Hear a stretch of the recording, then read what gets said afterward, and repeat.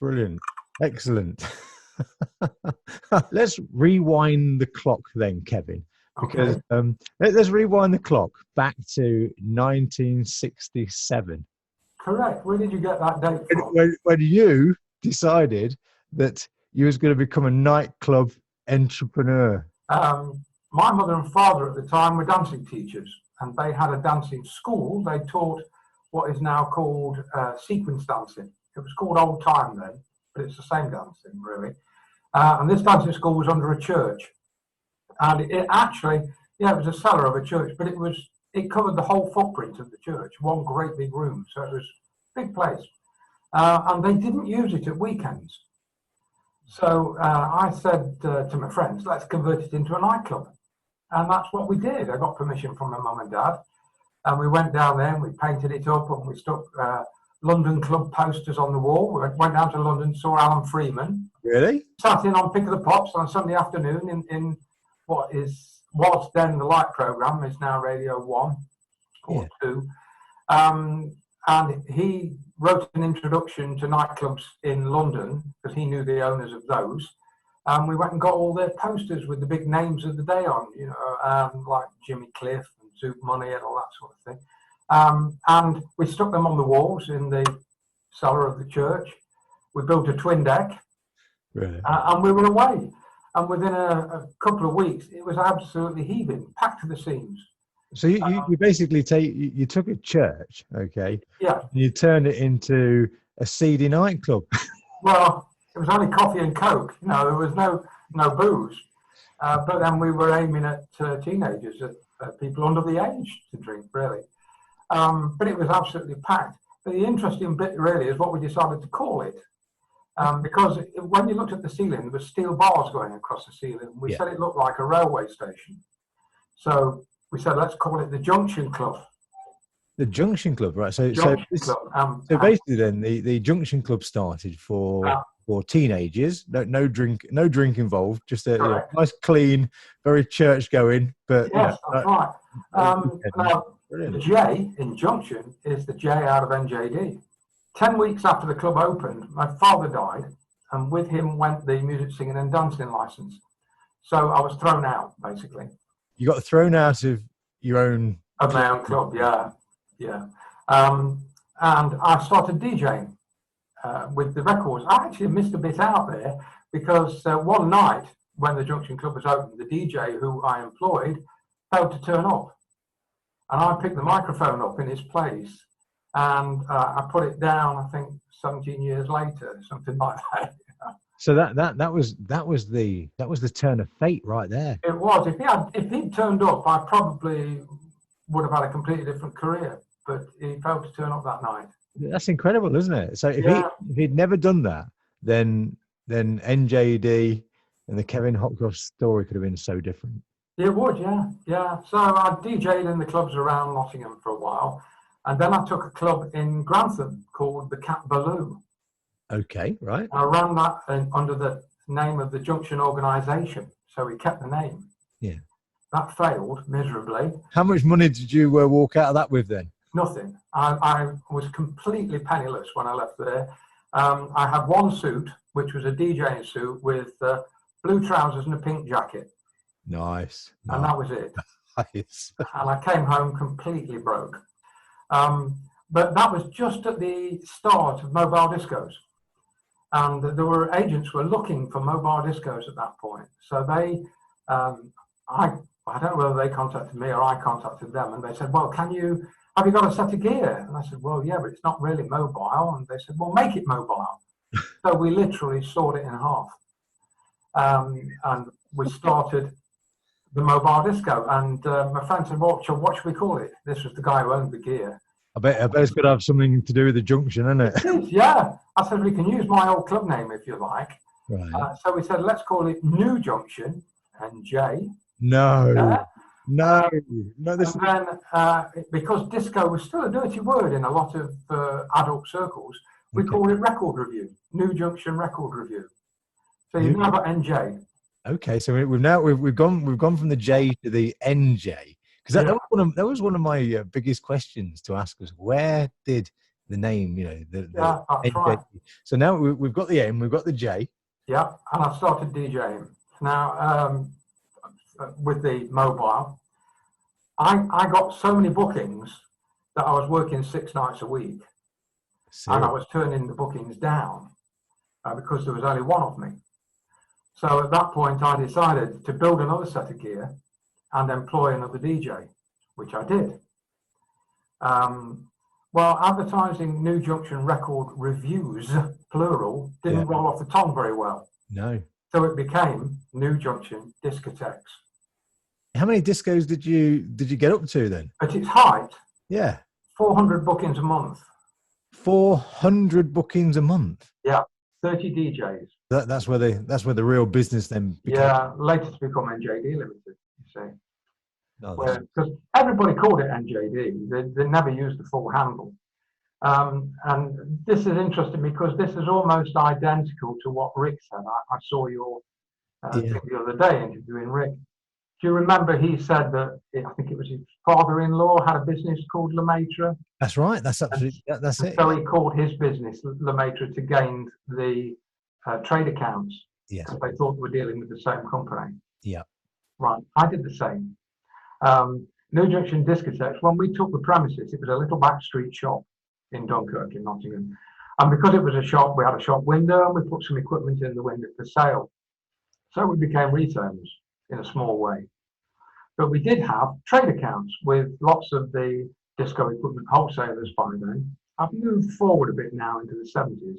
Yeah. And so when I wanted to start making equipment, because people were asking us where you get it from, could you make some for me, etc. I said, okay, we'll call this business NJD Electronics and use the same badge, the same logo. And of course, our suppliers thought they were trading with the same company. Yeah. And they were. So then you've got NJD then. So this manufacturing, tiny little manufacturing business, it almost started with, you know, a few speakers or whatever window. Much smaller than that. Our very first product was a thing called an Hawaii 5.0 siren. Was it? A little box where you threw a switch and it made this noise that Hawaii 5.0 made on the telly. You know? And then we brought out the second version of it called an S1 sound effect generator. Lots of beeping and noises and things. So that DJs could introduce these between the records. So it became almost like a little jingle machine. It was, in a way, but it just made beeps and noises, that kind of thing. I said, I think I can sell these. I had a partner at the time called Brian, who you met. Yes, yeah. He was the electronics man. A brilliant brain as well, wasn't he? Very good at yeah, at the time, quite ahead of his time. Yeah. And he designed these things, and I was supposed to be the business side of it. So I took them up to a place, I think it was Leeds, called RSC. Now, RSC had shops all over the country. Did they? And then they asked me the question, which I was totally unprepared for, what's delivery like? I'd never thought of it. I had no idea of what delivery was like, how long it would take us to make them. So I made it up, and I just said, 2 weeks. And they said, fine, and gave me the order. When I got back, Brian went berserk. How the hell are we going to make these in 2 weeks? We've got no suppliers, we've got no metal work, we've got no fascia panel. He'd done everything as a one-off by hand.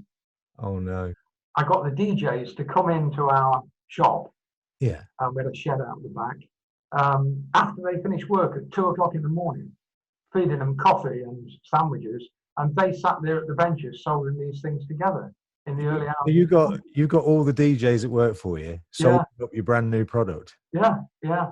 And we hit the target when we delivered them. Within the 2 weeks? Within the 2 weeks, yeah. We then got approached by a company in Leicester called Copley Developments. Right, okay. And they made plastic tubing, hose pipes, that sort of thing. Yeah. They came up with the idea of making road lights inside plastic tubing for roadworks, for cordoning off roadworks. Oh, is that the purpose of what it was for? That's what the ones we made before, yeah. And they had this super idea that you could protect the lamps with what they called a shuttle, like a nylon plastic tube. Yeah. and each lamp had its own protector on it. You could drive a car or lorry over them without breaking it. So is that the beginning of the rope light? Yeah, and we got orders for those, and by now it was getting to the point where we outgrew the shop. Now you've become like a multitasking entrepreneur now. So you've got the discos running in one place, and then there's new NJD electronics that's making sort of jingle sirens and special audio effects, out of a little 4-inch box. Yeah. That the DJs are all manufacturing at 2 a.m. in the morning in the sweatshop. Yeah. And then the rope light that starts off as a sort of a kind of like a warning light, I guess, for rope works. It then becomes the infamous rope light. Yeah. Well, there's a funny story with the rope light, actually. Do you remember a chap by the name of Eddie Smiles? Yes, Eddie Smile. My goodness, Eddie Smile. I loved Eddie Smile. He came up and met us and saw these rope lights. And we demonstrated to him, put them on the floor and jumped on them. And said, hey, well, it still works. You can't do that with a normal, sort of just a normal bulb down the tube. And he was so impressed, he went out selling them.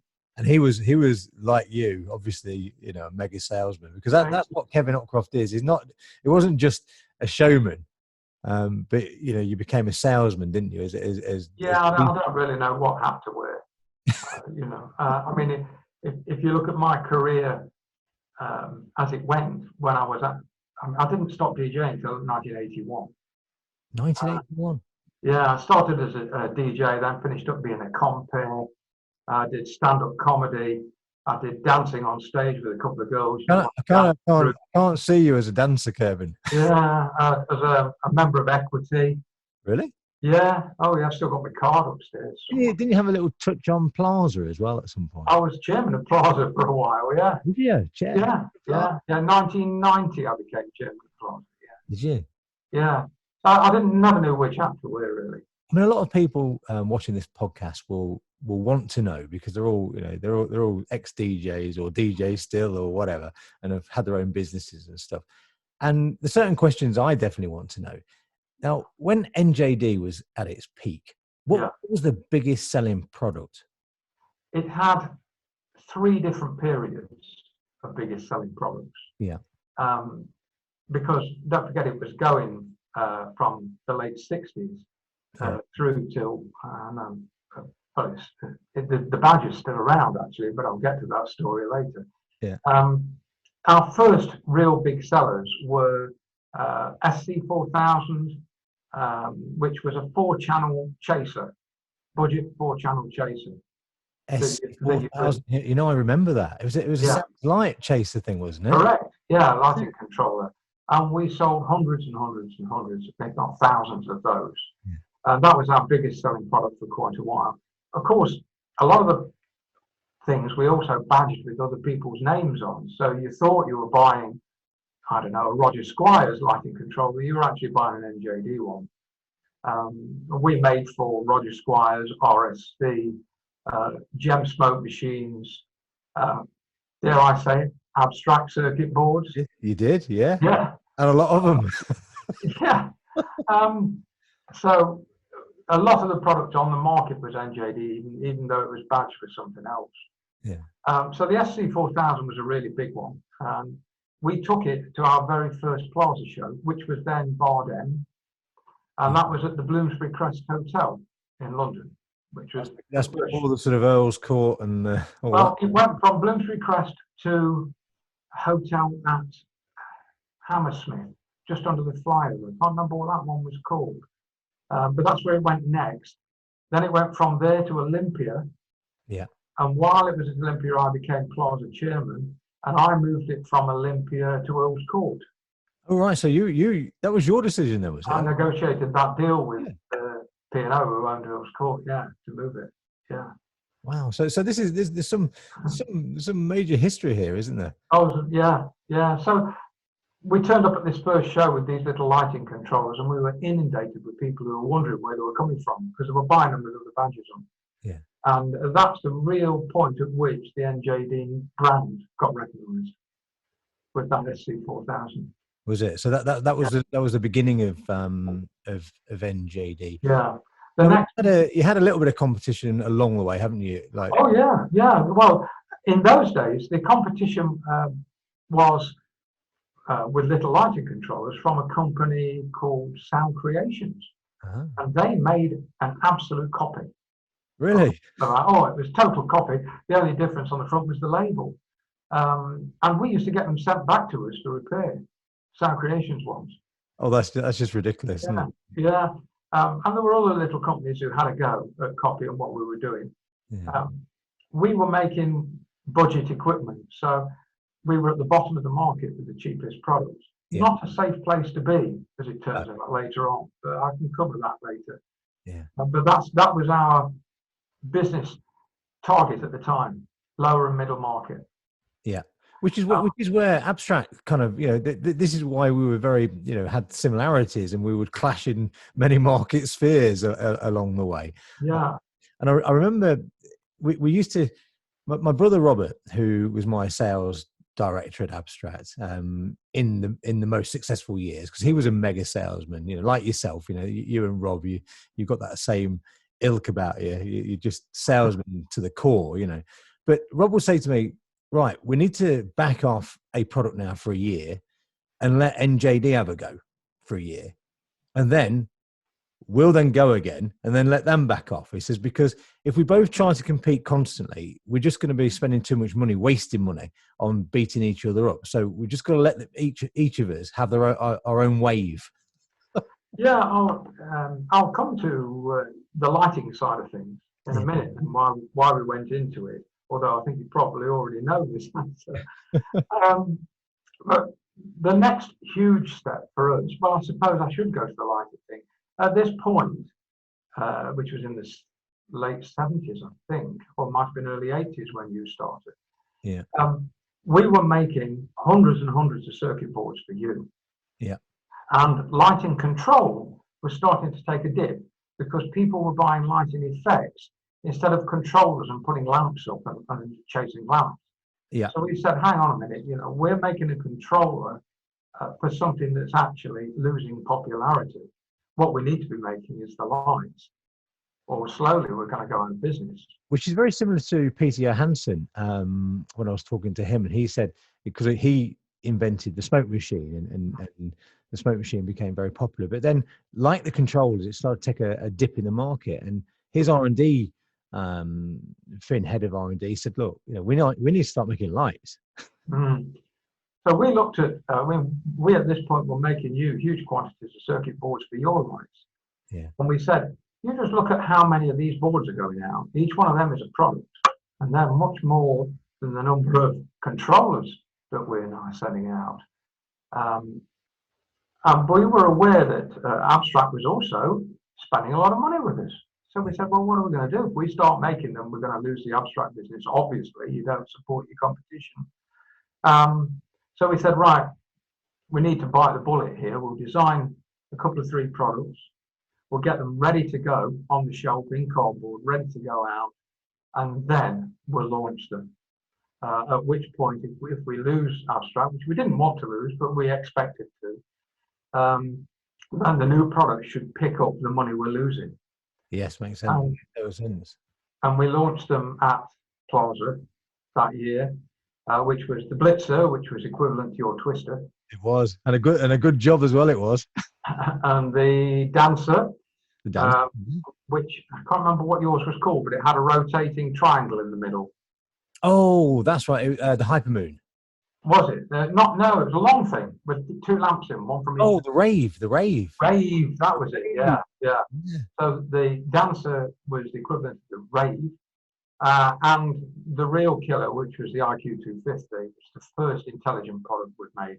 Yes. Yeah. And it did have an amazing jump on the market because it was the first budget scanner with true intelligence. It was DMX. Yeah, well, wasn't it? Because that was the biggie, wasn't it? It was, yeah, and it was the very first budget DMX product, and we put it on the market, and it went berserk. We were selling hundreds and hundreds of them. Germany was taking them faster than we could build them. They were just going out like mad. So that was the IQ250. And that was a big jump for us, but there was one even bigger jump. Was it really? And that was and I regret this to the day I go, I think, and that was Datamoon. Datamoon, yeah.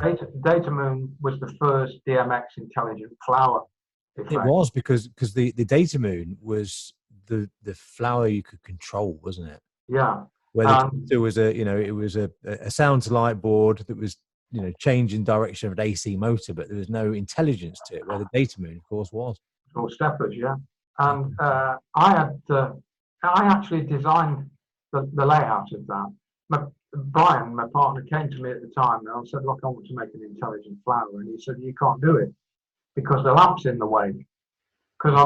Because they designed with the lamp behind the lens pointing backwards to a dish, which pushed the lights past the lamp. Yeah, that's right. Like a twister. Yeah, yeah. And I said, well, we'll set it off to one side. Set the lamp off to one side, go through a gobo, hit an angled dish, and then squirt it out through the lens. And that was actually my idea. It's a fantastic idea. I loved you for that idea. Yeah, bless you. So did a lot of other manufacturers all over the world. And that's what I regret. I never patented it. Yeah, I mean, that's a massive regret. If you painted that layout, then life would have been different. You could have sat back on your royalties even today. Yeah. And I missed that. And I should have patented it. We were so eager to get it on the market, we didn't think about. Well, you had to, because the market was being driven by like Martin Professional was driving the slightly higher market, just slightly higher up than where you and I were probably pitching. I was driving it super hard, and then of course you must have had that moment. You thought, well, look, there's only one way that NJD is going to be super successful, and that is to leap over the top of abstract and get one step ahead.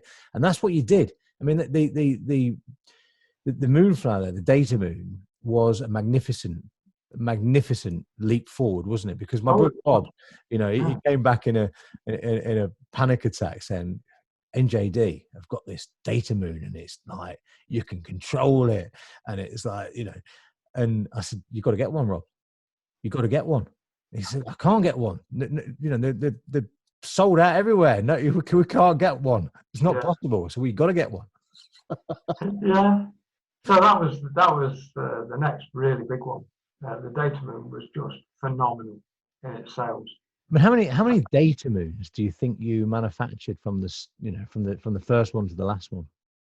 I'm guessing now, because I never kept track of the figures, but I bet it's near to 100,000.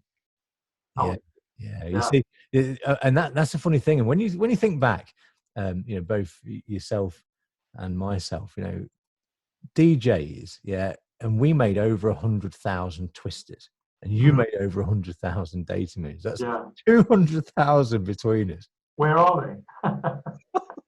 But then you was the only guy in the industry to cruise around in a Rolls Royce. Yeah, I did. Yeah, I had a Rolls. Yeah, didn't you? You had your helicopter.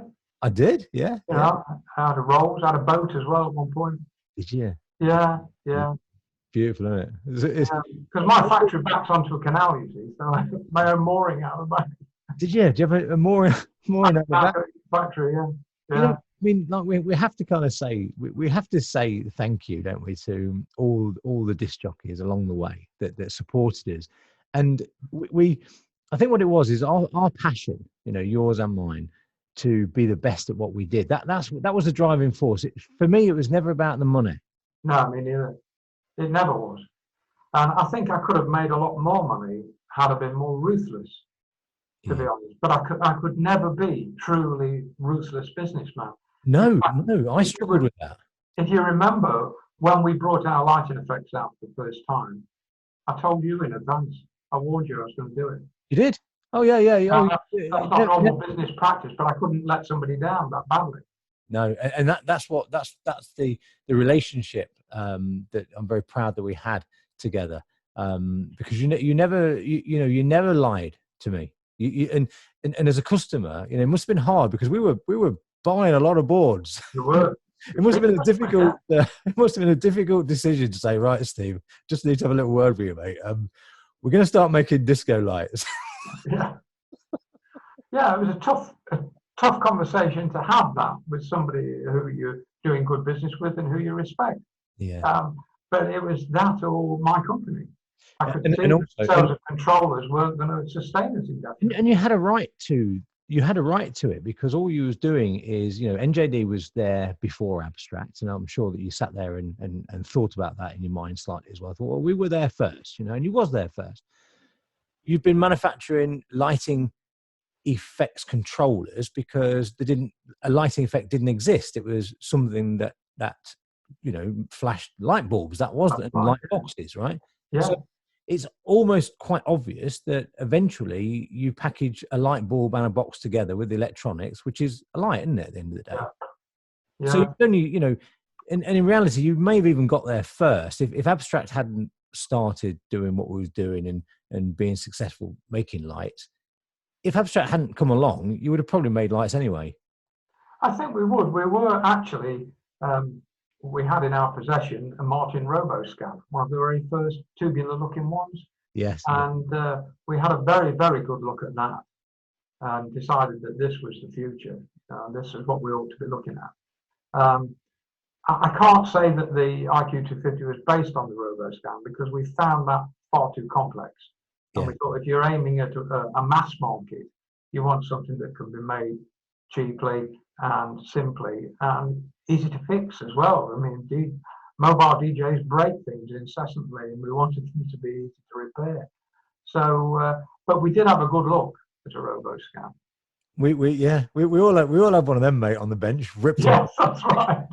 Now, there's some parts in your business, sort of with NJD's career, that didn't work out as well as you'd hoped. For example, I think you tied up with some of the catalog companies, didn't you? And was getting products sold through catalogs. We did, yeah. The returns rate wasn't what you expected, was it? Not talking about your product. I'm talking about people that would buy a product, use it at the weekend, and then decide, oh, we don't want it back.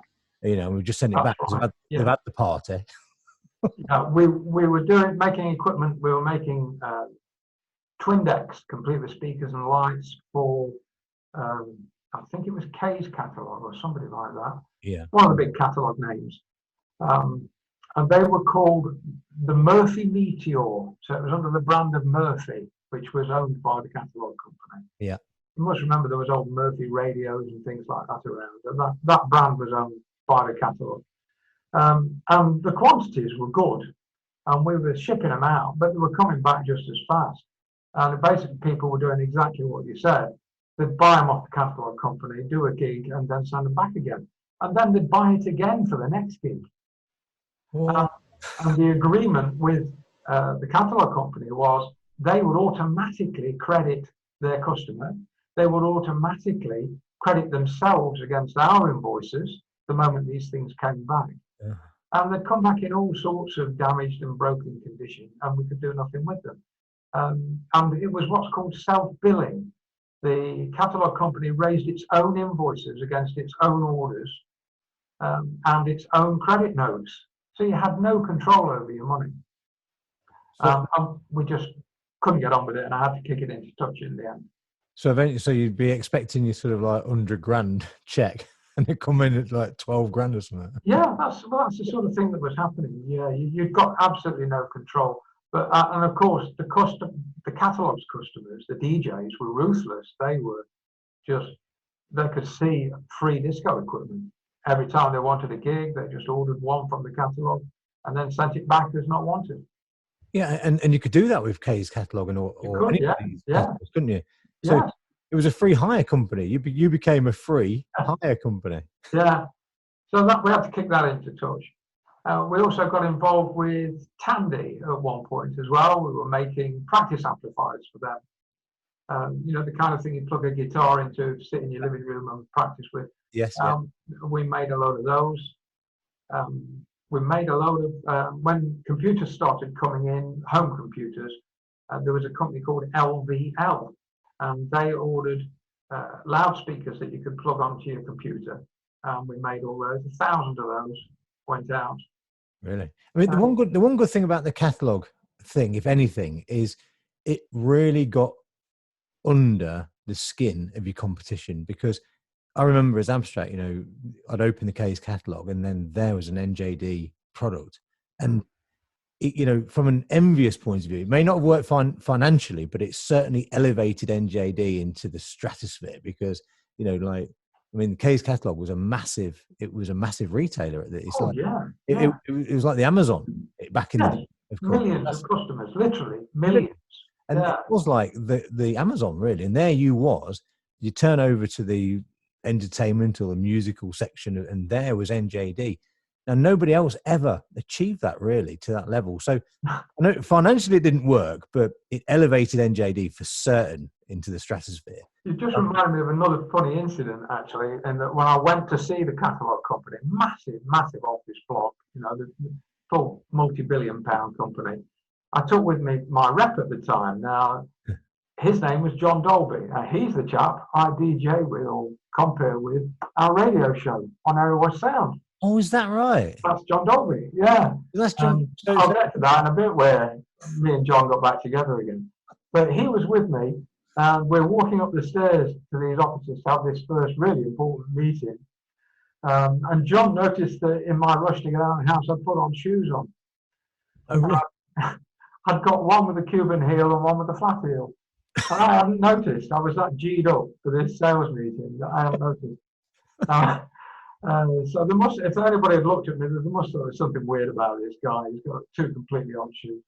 I hope he didn't break into a dance as well, being a dancer. It turns out my daughter had done that as a joke. She'd switched. I always put my pairs of shoes together, and she mixed them up, and I never noticed in the morning. Just slipped into them and went out. Oh, that's so funny, isn't it? Yeah. So we picked up the catalogues as well. Yeah. NJD was at its height. We had 50 staff, 2 factory units, and we were exporting to 30 different countries. And Abstract was in exactly that same ilk. I mean, it was hard work. Don't get me wrong; it was not easy, was it?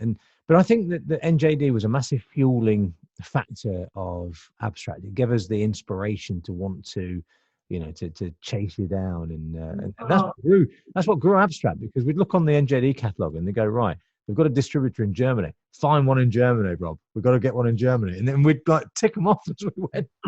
Yeah, that's right. And to some extent, you do become a target.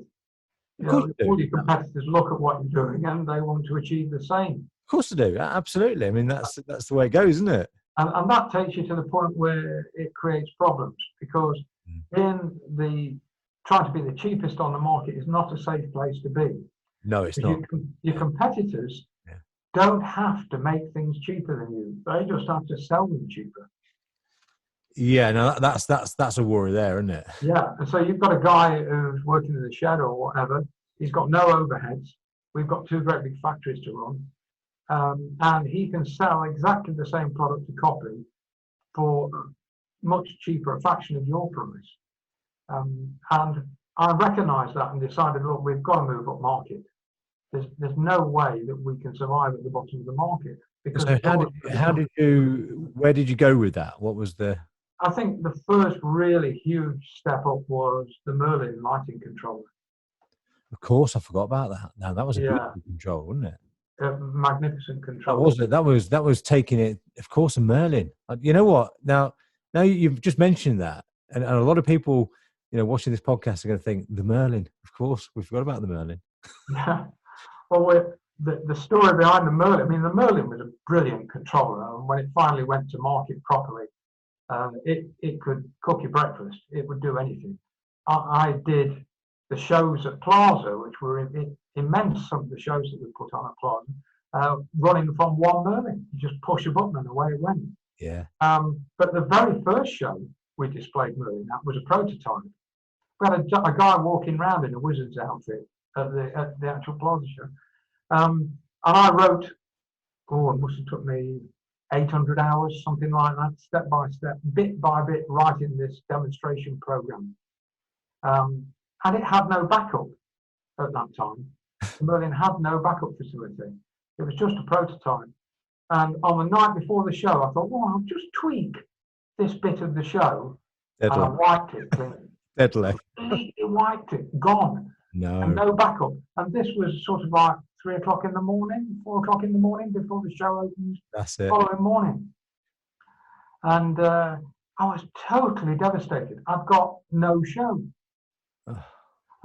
So in the morning, I got a phone call in the hotel because I'm not even bothered going in. I was so devastated. And the partner said, well, where are you? I said, well, there isn't a show. There's no point in me coming in.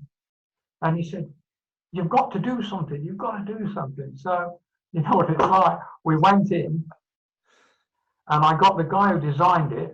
By then, we were employing a digital designer. And I said, right, I'm going to stand in front of you. You get on the controls, the manual controls of the Merlin. I'll introduce a product, and you waggle the knobs. Right. Oh, so basically you did a live demo. Live demo with no programming at all. And a live demo for the first show. That's just genius. That's a genius. For the whole of that show that year, it was just hands-on.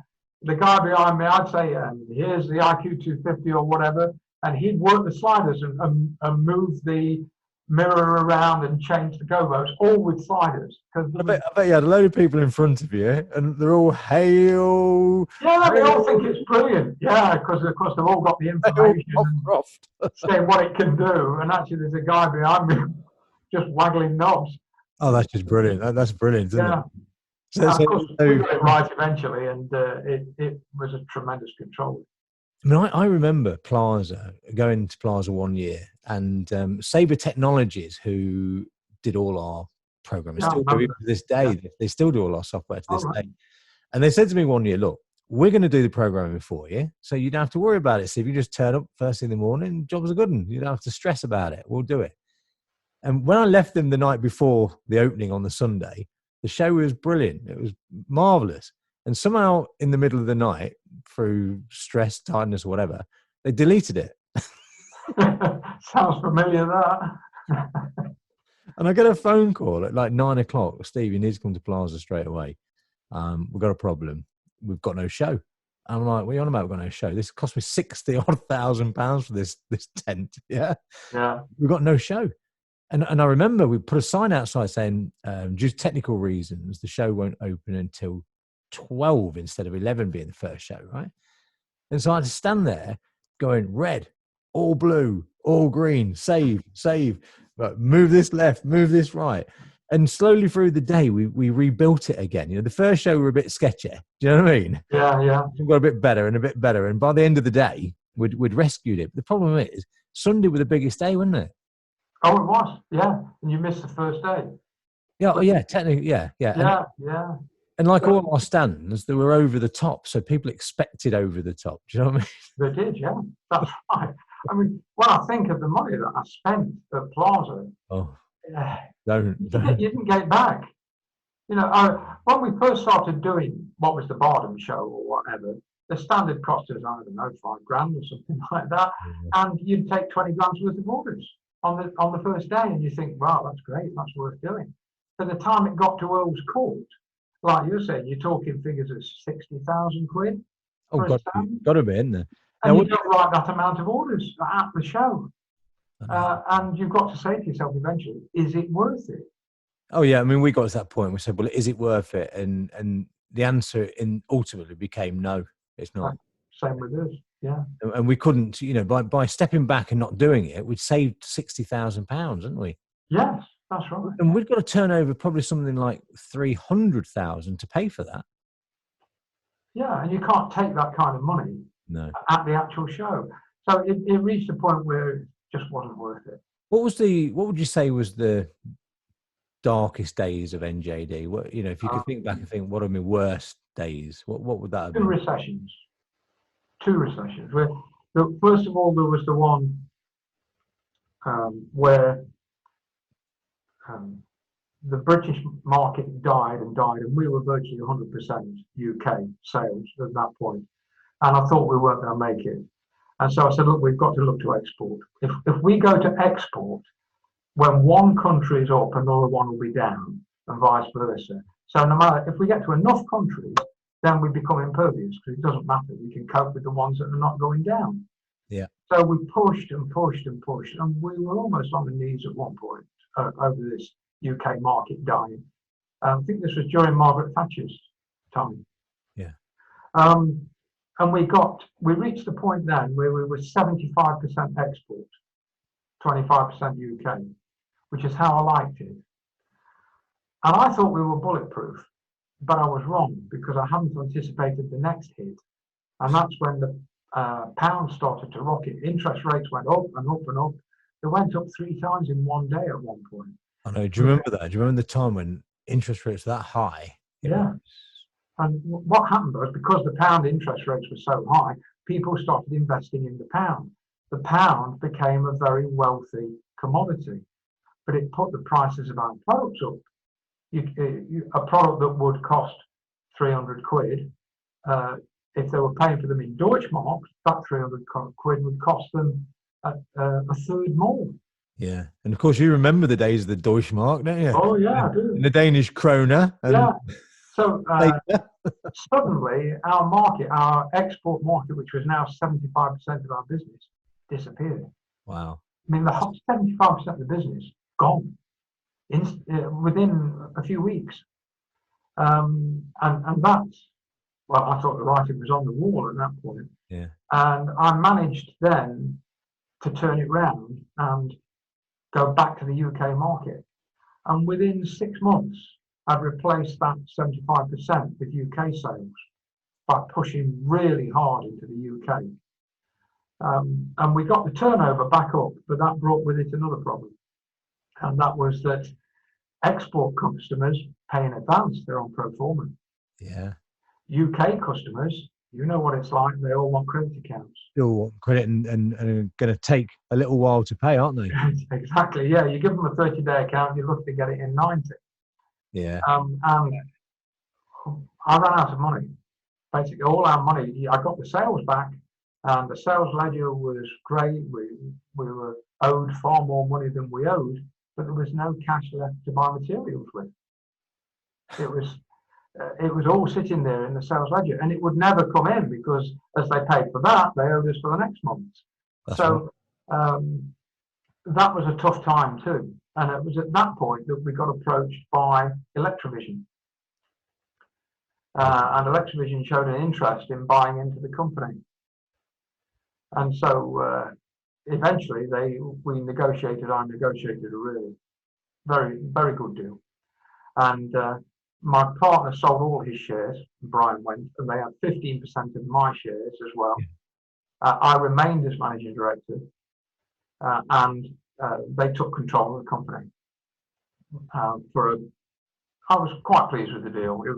That was you. That was you coming out of your Junction nightclub into your, into NJD, electronics that then overtook the DJing days and everything, and then sold out and to Electrovision, which was a big company, sold out and still maintained a sort of a salary as well as a buyout. Yeah, that's right. And still 45% of the company. But after 4 years, me and Electrovision didn't see eye to eye. I mean, I won't say anything against them because they're a good, solid, financially based company. And this is perhaps going back to the bit where I said I was never ruthless enough. Yeah. If they could look at the bottom line and say, "Oh, we're not quite made enough money. We're going to sack off," doesn't stand. Something like that, or we're going to make somebody redundant. And I always just thought about, oh, these people have got families and kids and they're living on me and I can't do that. And we just disagreed about the way the business was going. And in the end, we came to an agreement and I sold the rest of my shares to them. And that's the point at which I moved out of NJD and into Premier Solutions, which is the company that I still own now. And did you start that immediately, or did you take a bit of a break? I was going to retire. In fact, I'd even decided where we were going. We were going to go to Grenada in the Caribbean. Oh, really? Started looking at properties, yeah. And then I thought, no, I'm going to be bored. What am I going to do when I'm there, And then I thought, no, I'll start another business. NJD, in the background, had another branch to it, which was the service department. Yeah. And we kept it quite quiet because it used to do installations and we didn't want our customers to think that we were taking their business by doing installations. So we never really advertised it. Towards my demise from NJD, we started installing equipment for special needs. Oh, so all of a sudden then you became and got into doing something with a great purpose then, really, a fantastic. And I loved it. I actually loved the people in special needs and what we were achieving. Not particularly profitable, but such a great sense of achievement for helping. Wonderful sense of achievement. It's something that I mean, light is a massive thing, isn't it? Sorry, excuse me a second. I've got a frog in the throat. It's not COVID or anything. I bet you're very happy you're not running a business, a massive business now, though, aren't you? No, well, Premier's still going. I don't run it, but it's still going. I still own it. You still got that even to this day, then, even though you like properly retired, you still got Premier. NJD had two factories, a biggish one and a smaller one by the side. I bought back the smaller one. Oh, did you? And that's where Premier is now, in that one. Okay. And we also sold the retail shop as well, which we had in Nottingham, which was Nottingham Light Sound Centre. That went as well. Did it? Yeah. And Premier's operated from this factory unit now for about 19 years, I think. So you built up yet again another legacy, but in a different way, and a much more caring side of you there, isn't it? Yeah. It's a very small market, so it's never going to make me loads of money because there isn't that many people. It's not like one in every home, you know. But it is so rewarding from a personal angle that I just love doing it. I don't have a great deal to do with it now, apart from the fact that my toys are all at the factory. Half of it is petitioned off, and I've got my bikes and my car in there and the workshop where I play. It's basically, I mean, this is going down very much the line of Chuck Davis from American DJ. I was talking to Eric Loader the other day, and he said, because I kind of wanted to try and get Chuck Davis on my podcast because there's so much history with American DJ. I've not succeeded yet, but it doesn't mean to say I won't. Yeah. And Eric Loader was saying, well, Chuck's into his vintage cars and stuff, and he loves just tinkering with his cars down the factory unit. And so he's done the same thing. He's just like cordoned off a part of the factory and shoved his toys in there, and goes down there. When he wants to, if he wants to sort of like get surrounded by loads of people, he'll go down the shop. Yeah, it's exactly the same. It's just nice to get away and get your hands dirty. And so, what has COVID-19 done to Premier? Well, we are furloughed. The staff are out. We are getting the 80% from the government to pay their wages. Yeah. And that's how it is at the moment. We're shut down. Most of our customers are schools and hospitals. Yes, of course, they're all, got other things to think about right now. A lot of things. Well, the schools are shut and the hospitals have got plenty more things to think about. Yeah. So there is no business at the moment. Sooner or later, hopefully, it'll come back to life.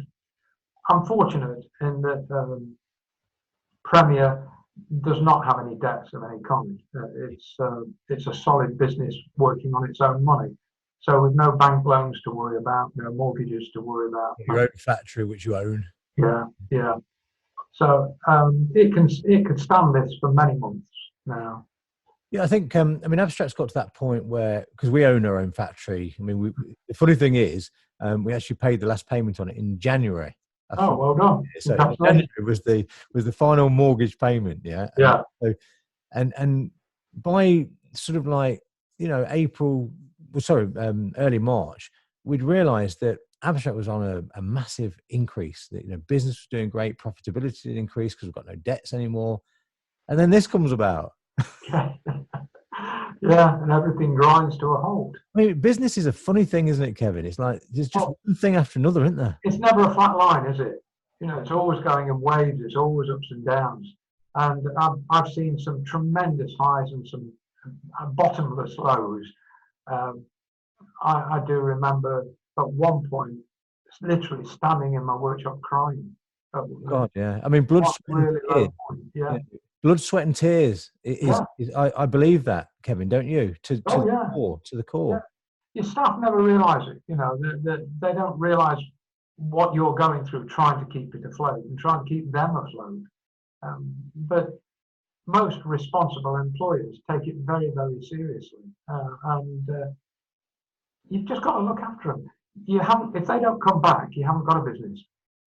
That's absolutely correct. You know, I mean, we're in exactly the same boat. You know, I mean, COVID-19 is a pig. You know, there's no doubt about it. It's an awful situation, and my fear is when we reopen the door is, you know, all the furlough will stop, and then we'll have to go on back onto our own bank rolling it. Yeah. The worry is, will the custom come back as fast as the production people come back, and that I doubt somehow. I don't think we'll see any major, you know, leaps and bounds until next year, really. If we look at, you know, like you said there, you stood there one day crying, you know, and the amount of time I've cried in my business, I can't. Oh yeah. It's but that's business, isn't it? And once it's in your blood, you are unemployable, really. You know, you can't be an employee. You've got to be at the helm. And you've got to be making your own decision, and that's why it didn't work out ultimately with Electrovision, because eventually those decisions were starting to be taken off you, and you know, you're not that man. That's not who you are. You are like myself and like many other people that run businesses in this country, Lemaitre being one of them, Rick, all of us, we have to make our own decisions, and that's the end of it. Well, Electrovision in the end, once they took over completely, closed down NJD manufacturing. In fact, I actually became NJD's landlord for a little while. When Electrovision was gradually winding it down, they decided to sell the big factory unit, and they needed somewhere to put what staff they'd got left to do the bit of manufacturing, and I rented them space in my factory. Is that right? So I actually finished up being my own landlord at one point. Yeah, being NJD's landlord. That's just such an incredible story, Kevin. We were there for a year or so. Yeah, in my factory. I love reminiscing back over the good old days, and you know, and I wish you obviously all the luck for the future, and you're looking absolutely well on it. You know, you don't look stressed. You don't look, you know, you're looking happy. And the radio thing, mate, you know, you're great at that. Oh, you listened the other day, didn't you? Yeah, and you just carry on. You know, just keep. Aerowash Sound. I'll say this so people can listen in. It's like Aerowash Sound Radio, and you can get it on the internet if you're outside the broadcast area. And we're doing a 60s and 70s show. Lovely. So that's all right, because I understand that music. You know, it was something, you know, the radio for me is the passion. You know, I woke up on my 50th birthday and said, look, I've got to do something that I love doing. I remember DJing I loved it so much, you know, it was just passion. And I thought, well, there's no way I'm going to go back into doing DJing in nightclubs. It's not going to happen, yeah. But the radio, I thought, can I get onto radio? How do I do that? How do I get onto radio? Yeah. And it took me 2 years of intense, you know, hard work and commitment to just trying to get on the radio, not being on the radio, just trying to get on it. You know, get the station manager and maybe do a few demo, you know, not demo tapes these days, is it? No, it's a demo memory stick, yeah. Yeah. You know, and I did that over and over and over again, and it'll be, well, you know, we're a bit busy at the minute. It's Christmas. Give me a ring in March. Like March. I was lucky in that John Dolby, who I mentioned earlier, used to. First of all, he was a DJ for NJD. Yeah. Then he was a roadie with driving the bands and delivering equipment. Then he became a rep for NJD when we were manufacturing. Twice he left and came back again. Brilliant. And then last year he got in touch with me and said, look, I've been doing this radio show for 5 years, the Goldmine Show, on a Wednesday night, 7 till 9, just give it a plug. And he said, I'd like to interview you. I said, okay, fine, yeah, I'm okay with that.